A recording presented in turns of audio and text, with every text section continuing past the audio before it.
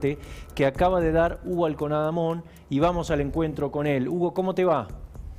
Buenas tardes, Pancho, ¿cómo estás? Bueno, esto tiene que ver con la FIP, ¿no, Hugo? Contemos un poco de qué se trata esto que escribiste hace un ratito. Recordemos el contexto, Pancho.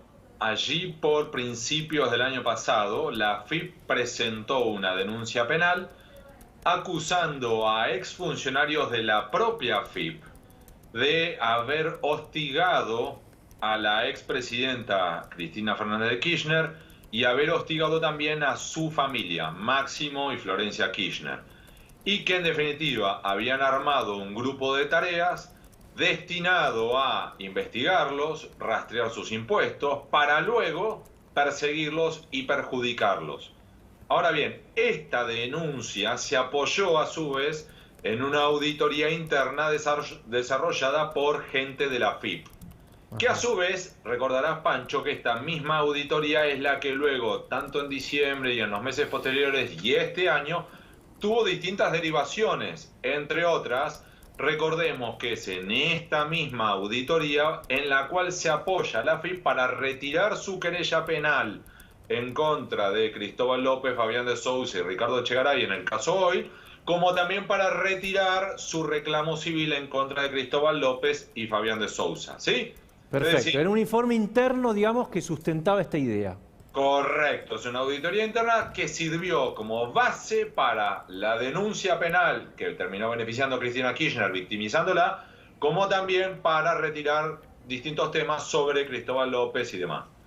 Ahora, una de las personas que había sido denunciada como miembro de ese grupo de tarea que hostigó a los Kirchner, presentó un escrito judicial diciendo, momentito, ¿por qué no llaman a las personas que en teoría escribieron esta auditoría?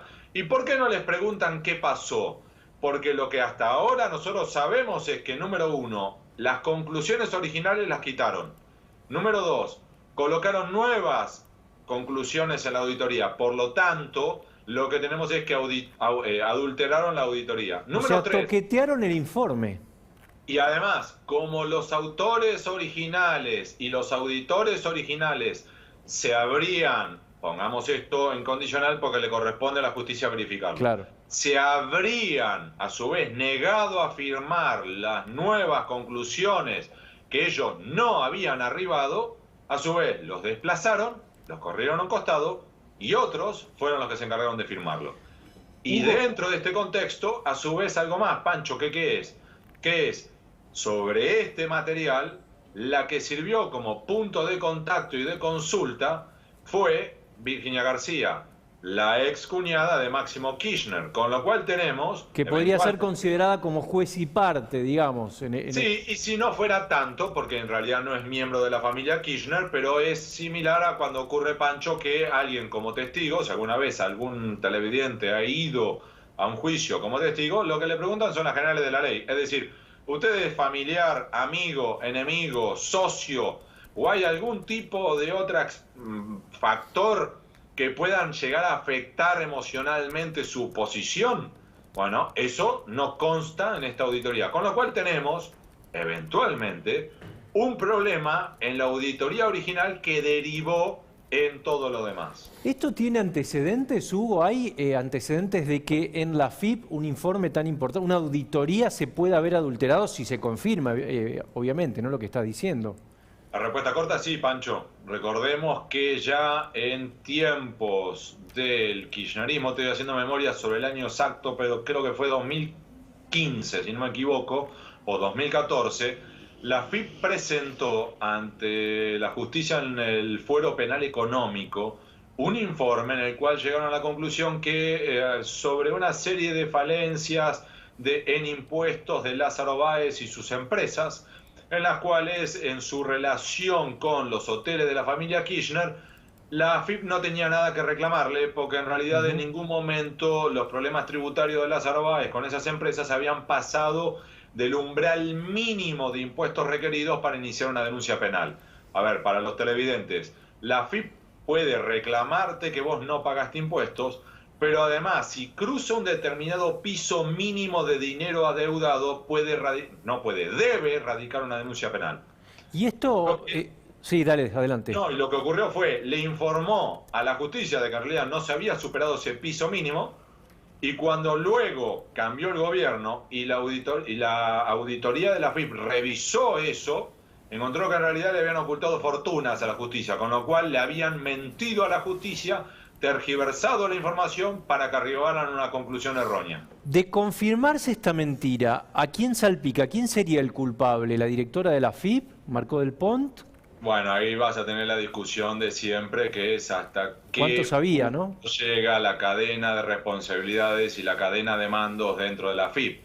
Recordemos que en algunos puntos a veces la cadena se corta abajo y a veces se corta arriba. Entonces, por ejemplo, en algunos casos ha habido peces chicos que terminan desfilando por tribunales, y hay otras ocasiones, como por ejemplo en el caso Oil, en la cual primero corrieron a un costado a toda la línea técnica de la FIP y solo luego, por último, lo terminaron corriendo a un costado de Chegaray. Es decir, tenías al último responsable, pero no a toda la cadena de mando.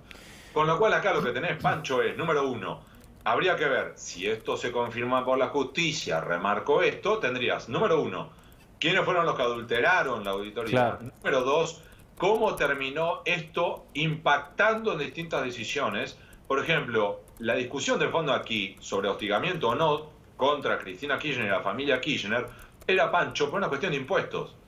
Porque en definitiva la familia Kirchner tenía problemas de impuestos impagos de ganancias, IVA y bienes personales. Con lo cual acá tendrías, si en realidad no hubo hostigamiento, sino que realmente debían los impuestos, esos impuestos todavía los estás debiendo. Que ojo que no prescriban, Pancho, número uno. Y número dos, además tenés las ramificaciones posteriores, porque si en definitiva la FIP se retiró de la querella contra Cristóbal López, Fabián de Sousa y Ricardo Chegaray en sede penal por una auditoría adulterada, ¿qué pasa con los que tomaron esa decisión de retirar la querella?